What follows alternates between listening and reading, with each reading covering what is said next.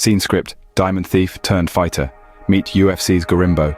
Themba Gorimbo has won 12 of his 16 fights since turning professional in 2013. Everything happens for a reason. Themba Gorimbo's journey from Zimbabwe's diamond mines to the UFC is remarkable. Adversity has been a common theme throughout the 33-year-old's life, and he is using his growing platform to help others. "My life has already changed tremendously," Gorimbo told BBC Sport.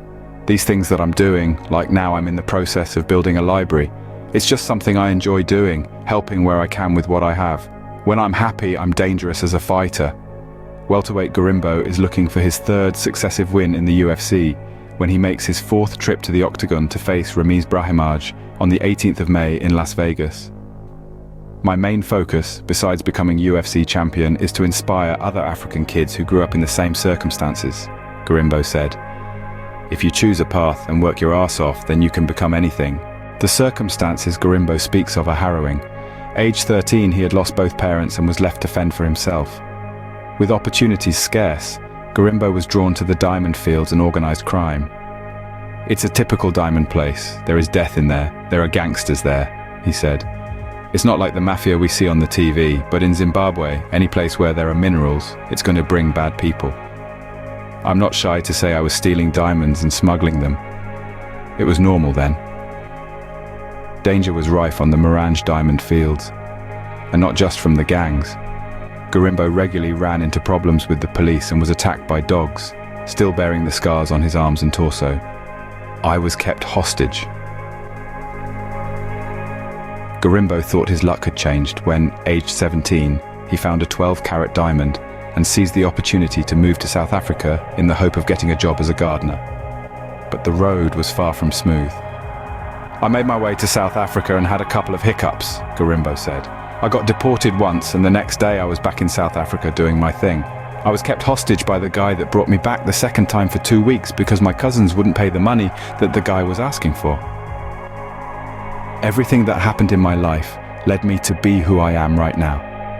A mentally tough guy from Zimbabwe, doing well in the UFC, and going to become the champion. All those things are part of my story, and it's a good story when you look at it now. But when it was happening, it wasn't nice." It was in South Africa that Gorimbo discovered mixed martial arts, MMA, after watching the film Never Back Down. He spent time at Gracie Jiu-Jitsu Gym in Cape Town before finding a home at Panther Fighting Arts. "I was paying 150 Rand, £6.42 for the first month, but it was a lot of money for me because I was only earning 80 Rand, £3.43 a day," Gorimbo said. "It was very tough, but I had to make that sacrifice because I really wanted to become an MMA fighter. The coach eventually felt sorry for me and I didn't have to pay. It was a blessing. I had $7.49 in my bank account." Gorimbo was the welterweight champion in South Africa-based promotion, Extreme Fighting Championship, before joining the UFC.